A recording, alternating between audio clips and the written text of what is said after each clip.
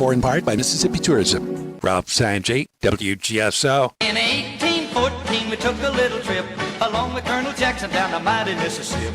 We took a little bacon and we took a little beans, and we caught the bloody British in a town in New Orleans. Welcome to the Battle of New Orleans Radio with your hosts David Abedy and Nathan Lawrenson on WGSO 990 AM and at WGSO.com. They're fighting for freedom and discussing local, national, and international issues that affect all of us here in this great city.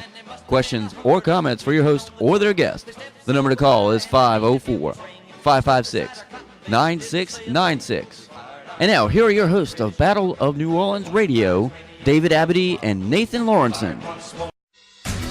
Hey yo, the system is corrupted and needs to be reconstructed. Politicians are puppets, our government can't be trusted. Calculated moves backed by plausible denial makes it hard for them to lose when we call them into trial. Our country is a company, people are its property. For some to live in luxury, many must live in poverty. It's time that we unite and start fighting the power that's trying to devour the freedom that is rightfully ours. Coming from the birds, countryside and deep in the ghetto, my people are rebels. We peaceful, but we keep in the metal. The beats is settled until the playing field is leveled, and we send these evil and treasonous thieves to the devil. Yeah, how many have to suffer? How many have to die before we wake up to the truth behind the massive lies?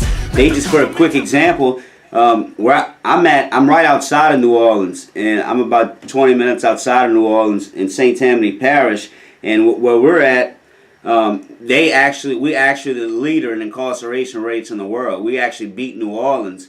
And it's a bedroom community. We just, last week, they give away life sentences like it's candy, like candy on Halloween. They gave a guy with his fourth marijuana conviction.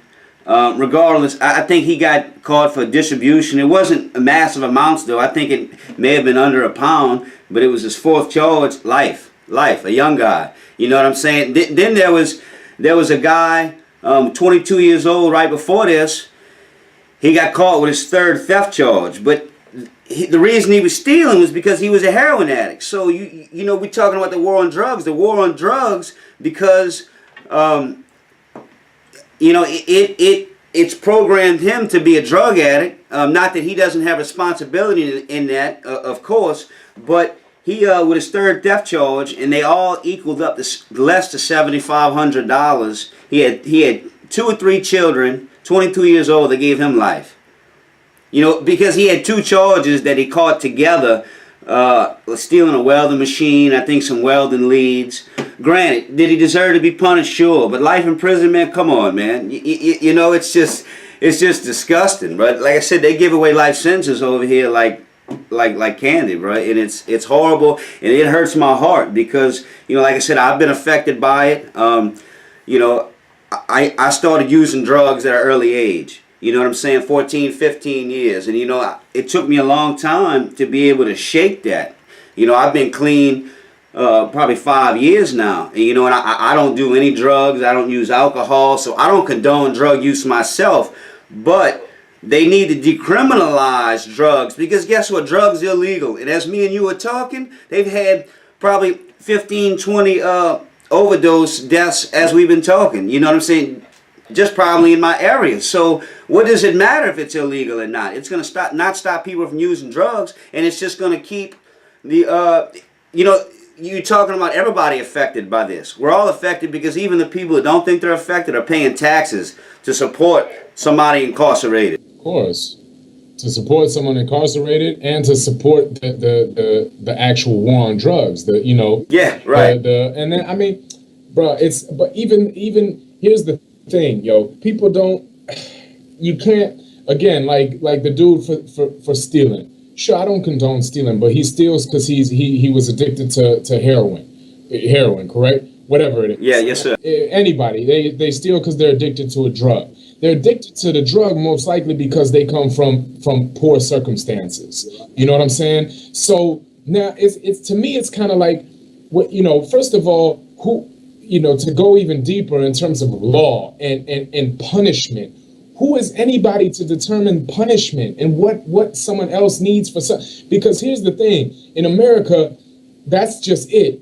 Law and sentencing has become just punishment. It has become cruelty. It's become punishment just for the sake of punishing. The thing is, it's supposed to be, when you look at the term correctional facility, that's That's a joke. Ain't nobody going into prison and coming out better, yo. So that's a joke. We need to start looking at places like Norway, for example. Norway, where they have prisons where some people look at it and will say, that's crazy. How you gonna lock people up and they have luxury amenities? They have flat screen TVs and it's like a nice little hotel in their prison. But guess what? They have the lowest recidivism rate. America has the highest recidivism rate. That's everybody. People going into prison and coming right back out and going right back in again. Because you go into prison and you in there for a longer stint, like your boy right now, he's in there 15 years. What is he gonna do when he comes out? You can't get a job. You can't vote. You not. That's the thing. In America, you finish your sentence, but you never do. You never finish your sentence. You go in there for even a few months and you come out as a convict. You can't get a job. You can't be a normal member of society. You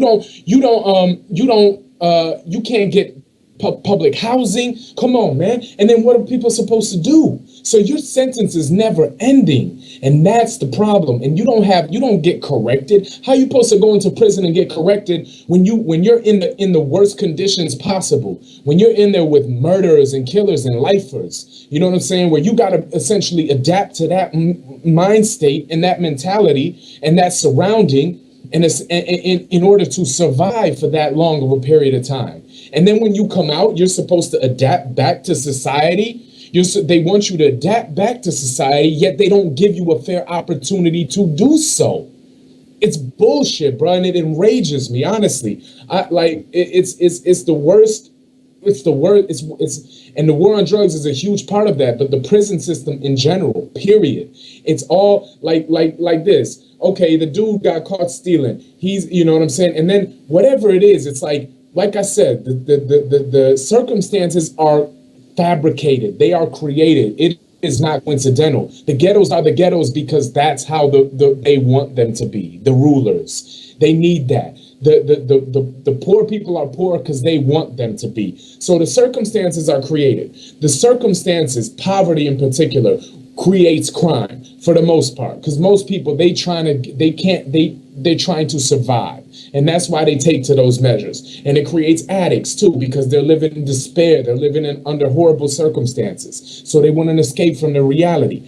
So they create these circumstances, and then when somebody crosses their imaginary rules, breaks their imaginary rules, they want to punish them. You know what I'm saying? It's kind of like I view it as like I have a child now, a young child, and I create a world around that. Let's say I live in a mansion, but I confine that child to the basement, to the cellar, to horrible conditions.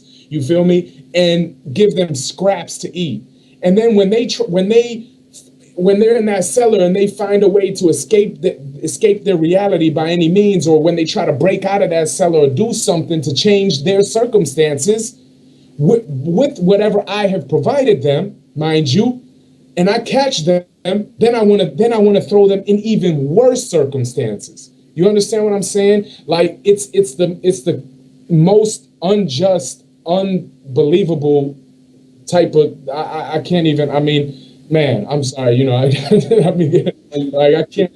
I'm so passionate about it, fam, because it's like people don't have empathy. You know, and that's another part of it, is that we've been programmed as people to look at poor people, quote unquote criminals, drug addicts, as lower than human, as less than human. We dehumanize them. They've been dehumanized on the media, on TV. They've been made jokes of. They've been made out to be less than human. And now, and people don't have that empathy to realize these are people, yo. There are thousands, hundreds of thousands of people in prison right now. You know what I'm saying? Unjustly, that should not be in there. The only people that should be in prison are violent offenders. I don't care. You know what I'm saying? Violent offenders. Everybody else should have some type of, rehabilitation. Some type of other correctional programs and ways of trying to, but before any of that, we need to look at the system. We need to look at society. We need to change society. I mean, it doesn't take much more than simple logic and common sense for us to look at places such as these Scandinavian countries in particular, such as Denmark, Norway, Sweden, Switzerland, Iceland even, you know what I'm saying? Look at these places where crime is so low, it's virtually non-existent. And the prisons are true correctional facilities. People go into prison and they come out rehabilitated. They go back and become functional members of society. Why can't we look at those places and look at the way that they live? Look at the societies they have set up. Yet America's supposed to be number one? Number one in what? Number one in what? It's the worst.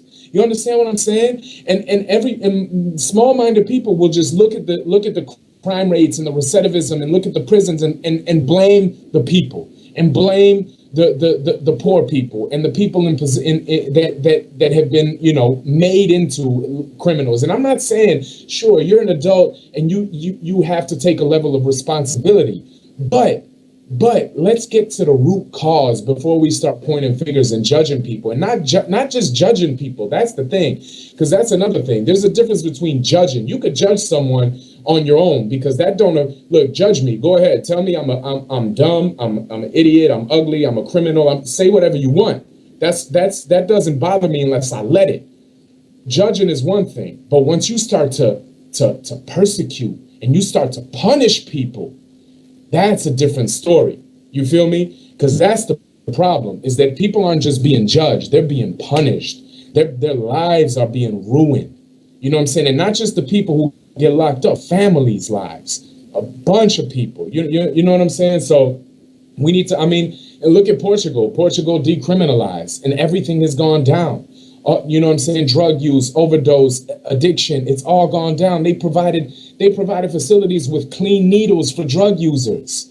You know what I'm saying? Like, and these are ideas that, you know, some people still, but especially 10, 15, 20 years ago, somebody would have said, you're crazy, you're nuts. What do you mean? You want to provide the drug users with clean needles? But look, it's working. So we need to, as people, we need to detach from our programmed ideas that,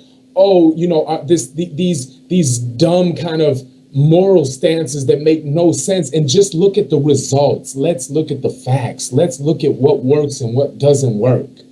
You know what I'm saying?